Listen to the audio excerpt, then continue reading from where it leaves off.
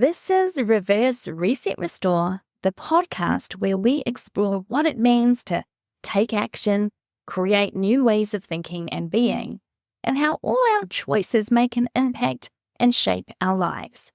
I'm Sally, and through my personal journey of self-acceptance and self-care practices, I'm learning that action, no matter how small, leads to transformation. This is episode 6 of our International Women's Month series. This year's International Women's Day theme, Accelerate Action, reminds us that change doesn't happen by itself. It is up to us to push forward. Change comes from within.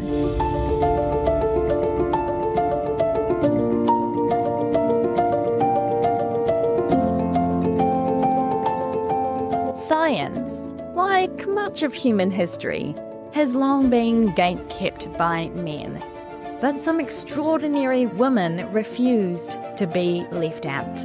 Today, we're celebrating the achievements of Ada Lovelace and Marie Curie, two women whose scientific breakthroughs changed the world. Did you know that the machines we rely on today, even the one you're listening to this podcast on, were only possible because a woman dreamed of them in the 1800s. The first person to conceptualize a computer program and the visionary behind computing theory was, wait for it, a woman. Born in 1815 to Lord Byron and Annabella Millbank, Ada Lovelace had a tumultuous childhood. Even though she had a wildly famous father, Ada did not grow up with him and was not recognized by him.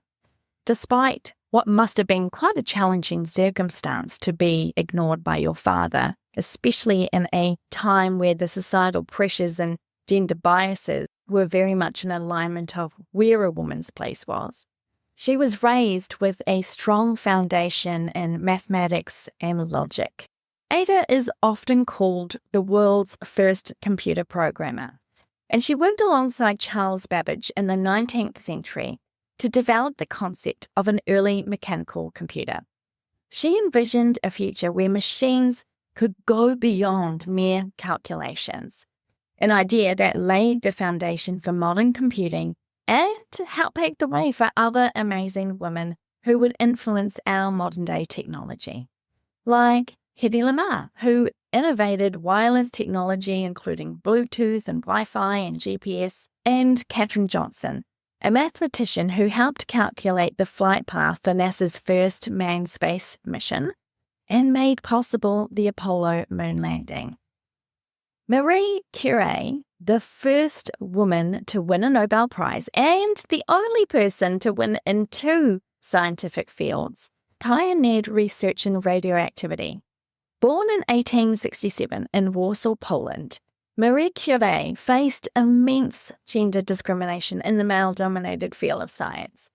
But like every badass lady, she didn't let that stop her from pursuing her calling.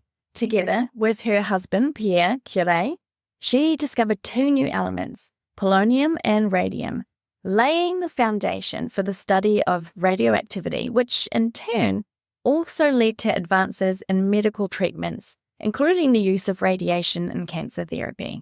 After her husband, Pierre, was killed in 1906 in a tragic horse and cart accident, she went on to succeed him in his chair as a professor at the Sorbonne.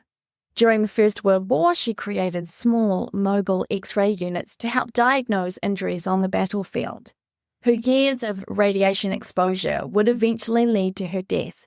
But despite knowing the dangers of her work, Curie continued her research, contributing to the scientific community until her death, and of course leading to advancements in medical treatments and physics, proving that scientific progress is driven by curiosity, determination, and relentless pursuit of knowledge. Despite the barriers placed before both of them, Lovelace and Curie advanced human understanding in ways that continue to shape our world. The takeaway? Women belong in science, technology, and every field of discovery. Their work shows us that curiosity knows no gender and that knowledge is limitless. As we end this episode, I want to share with you a final thought. This quote comes from Marie Curie, and it is as timely today as it was when she first said it. In a world where it feels like we're all going to hell in a handbasket, where we are pitted against each other and indoctrinated to hate anything that's different, these words should become the anthem of shared responsibility, building a future and a hope for every single one of us, because each of us deserve our place, and it's only by working together we can have any hope in our humanity. She said, "You cannot hope to build a better world without improving the individuals. To that end, each of us must work for his own improvement and, at the same time, share a general responsibility for all humanity, our particular duty being to aid those to whom we think we can be most useful."